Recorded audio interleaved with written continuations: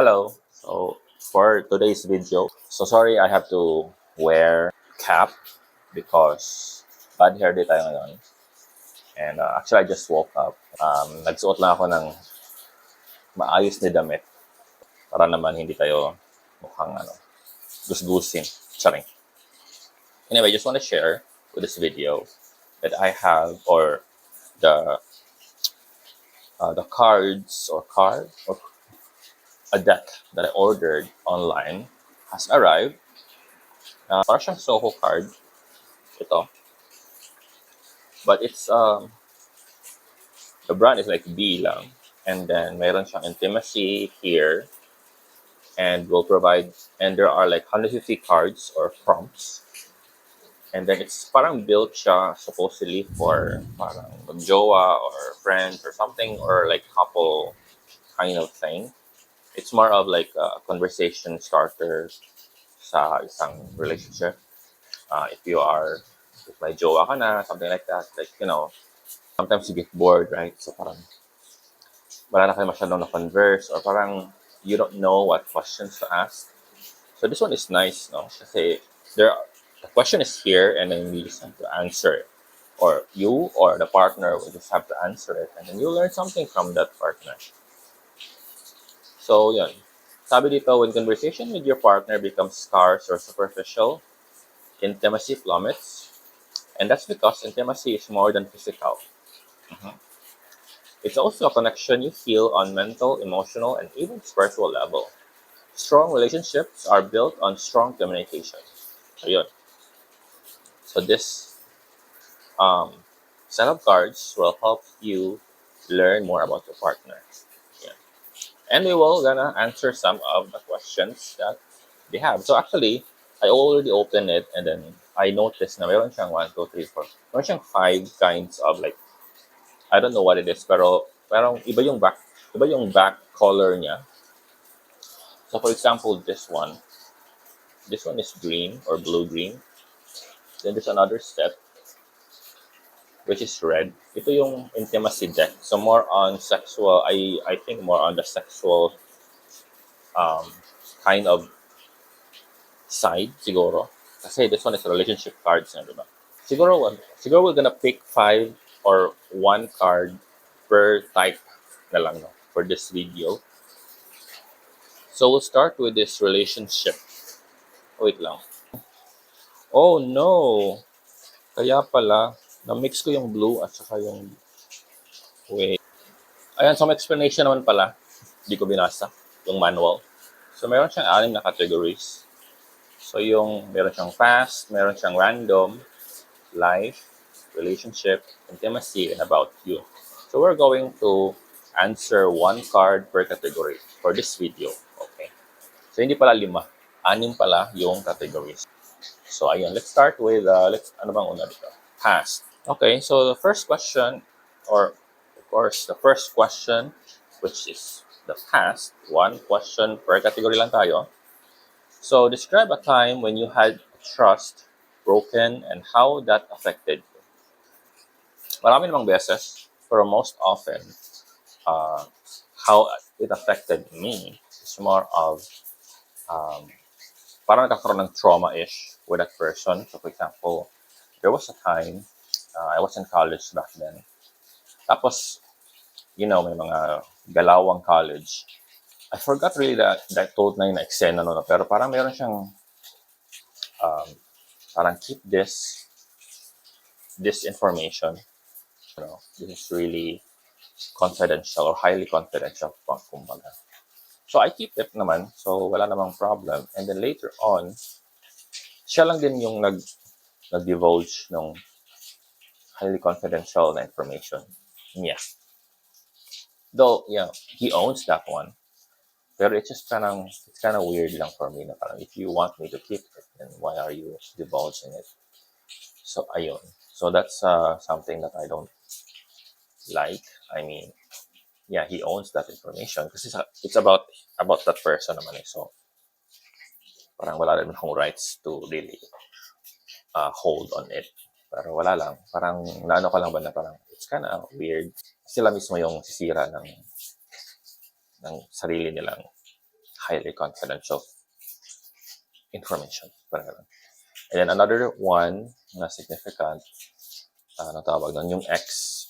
But actually, I don't consider him like really an ex talaga na parang bonggang-bonggang ex. Parang more of, kasi, it's a situationship-ish or trial card lang kasi yun eh. So, we only had like a 1 week or parang 2 weeks lang. So, yeah. And we're still friends right until now. So, I asked him to keep it lang around our circle.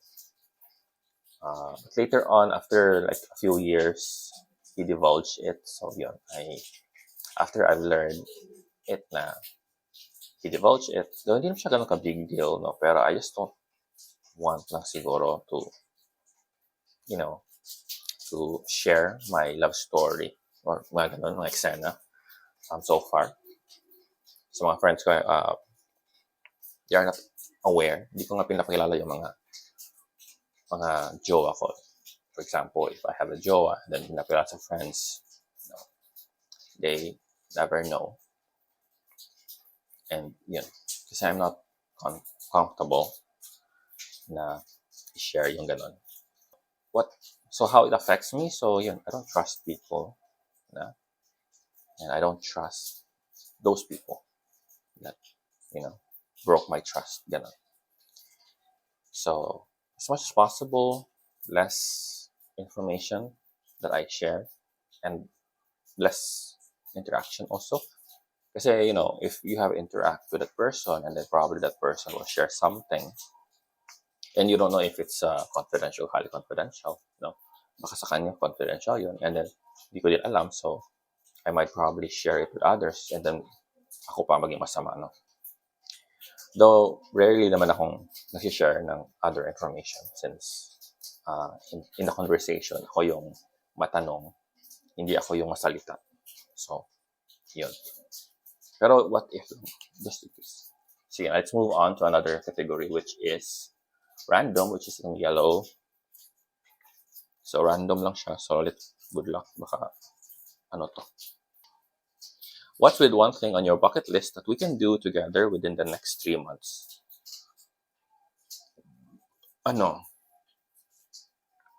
Next 3 months? Watch a concert.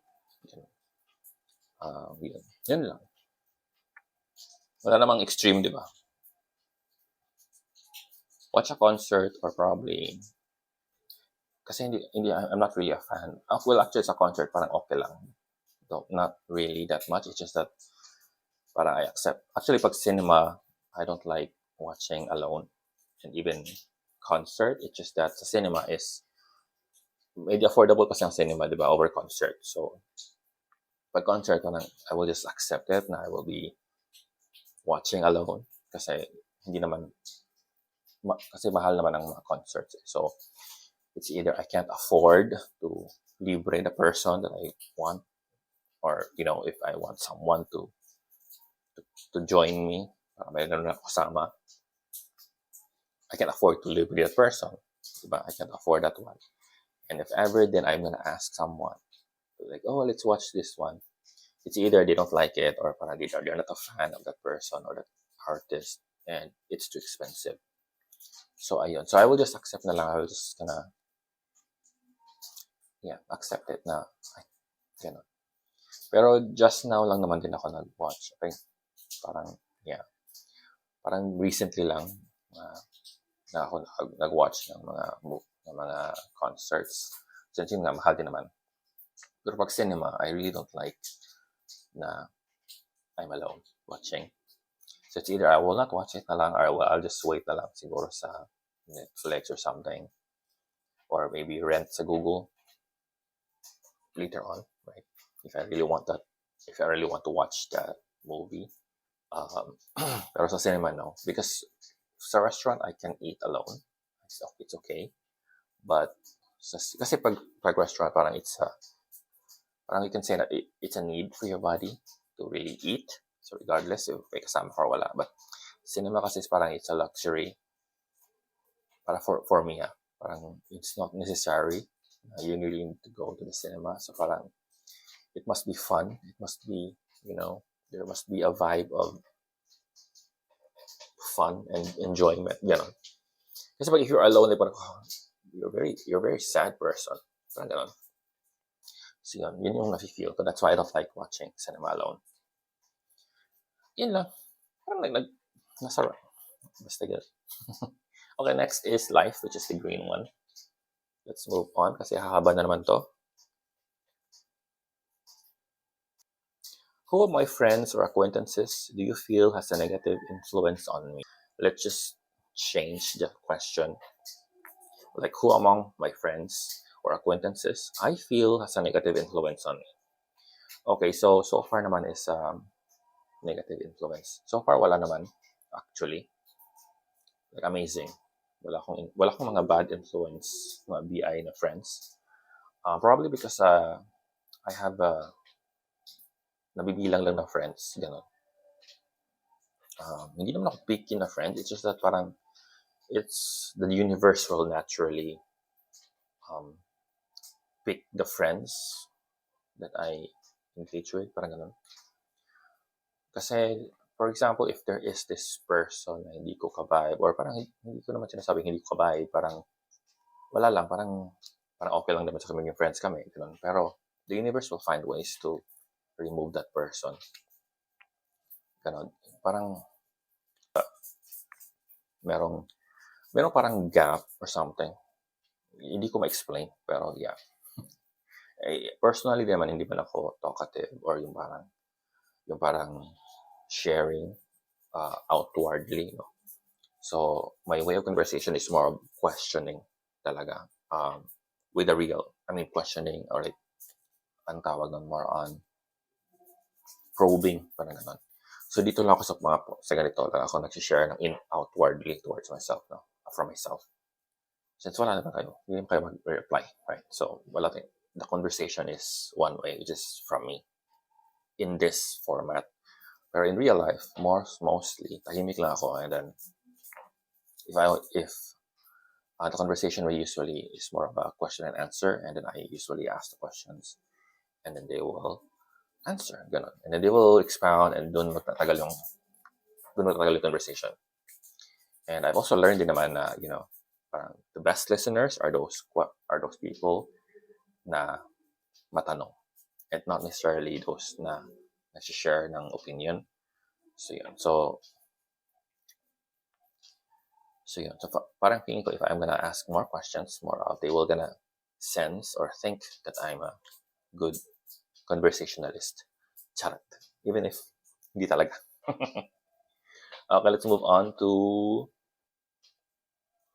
hindi pa. Itong relationship. Okay, tell me about a time when you didn't feel supported by me or I didn't feel support. Gano'n na lang.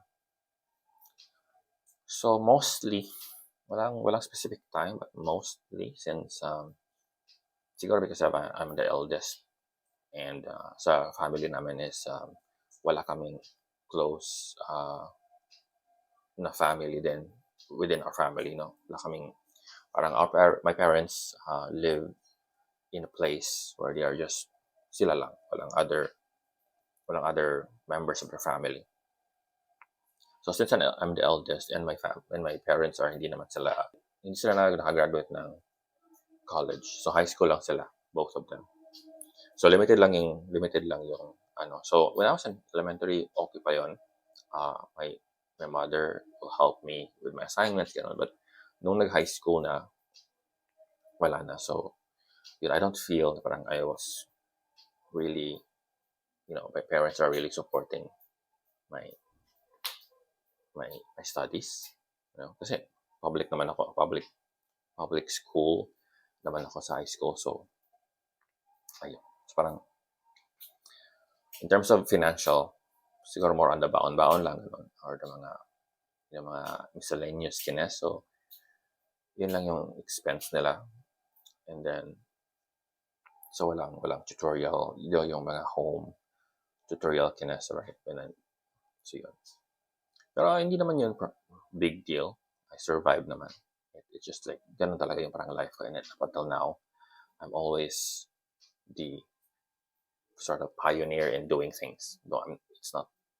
So of course, what I did is already, or what I'm doing, is not really new. No. So of course, there are already other people doing this kind of thing. It's just that for me, walang support. Kumbaga sa software pa, hindi premium, mostly open source lang. If you're familiar with software kinesa. But if you're not, yan nga, walang support from anyone else na parang, hey, this is what you should do. Hindi dapat ito yung path and all of that. Parang, ikaw, make your own trail. Ganun. Okay, let's move on with the intimacy card. Dito is medyo nakakakaba kasi intimacy card. Baka nung masabi natin. So the question is, where are 3 places you've thought about having sex other than our bed? So, thought lang naman, no? Hindi naman nagawa. So first is kitchen.